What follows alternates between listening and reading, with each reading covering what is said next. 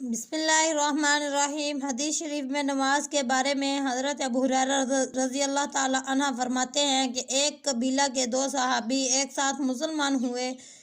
ان میں سے ایک صاحب جہاد میں شہید ہو گئے اور دوسرے صاحب کا 1 سال بعد انتقال ہوا۔ حضرت طلحہ بن عبداللہ فرماتے ہیں کہ میں نے خواب میں دیکھا کہ وہ صاحب جن کا 1 سال بعد انتقال ہوا تھا ان شہید سے بھی پہلے جنت میں داخل ہو گئے، تو مجھے بڑا تعجب ہوا کہ شہید کا درجہ تو بہت اونچا ہے، وہ پہلے جنت میں داخل کیوں نہیں ہوئے؟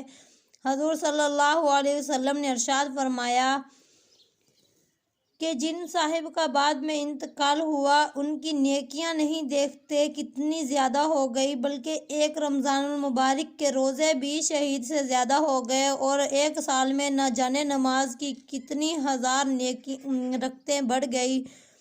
اور حضور صلی اللہ علیہ وسلم نے ارشاد فرمایا کہ جو شخص رمضان المبارک کے روزے رکھتا ہے، اللہ تعالیٰ اس روزہ رکھنے والوں کے لیے ہر چیز اس کے لیے دعائے مغفرت کرتی ہے، حتیٰ کہ سمندر کی مچھلیاں بھی۔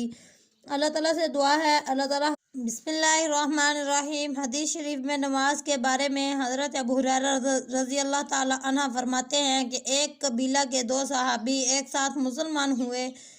ان میں سے ایک صاحب جہاد میں شہید ہو گئے اور دوسرے صاحب کا 1 سال بعد انتقال ہوا۔ حضرت طلحہ بن عبداللہ فرماتے ہیں کہ میں نے خواب میں دیکھا کہ وہ صاحب جن کا 1 سال بعد انتقال ہوا تھا ان شہید سے بھی پہلے جنت میں داخل ہو گئے، تو مجھے بڑا تعجب ہوا کہ شہید کا درجہ تو بہت اونچا ہے، وہ پہلے جنت میں داخل کیوں نہیں ہوئے؟ حضور صلی اللہ علیہ وسلم نے ارشاد فرمایا کہ جن صاحب کا بعد میں انتقال ہوا ان کی نیکیاں نہیں دیکھتے کتنی زیادہ ہو گئی، بلکہ ایک رمضان المبارک کے روزے بھی شہید سے زیادہ ہو گئے، اور 1 سال میں نہ جانے نماز کی کتنی ہزار نیکی رکعتیں بڑھ گئی۔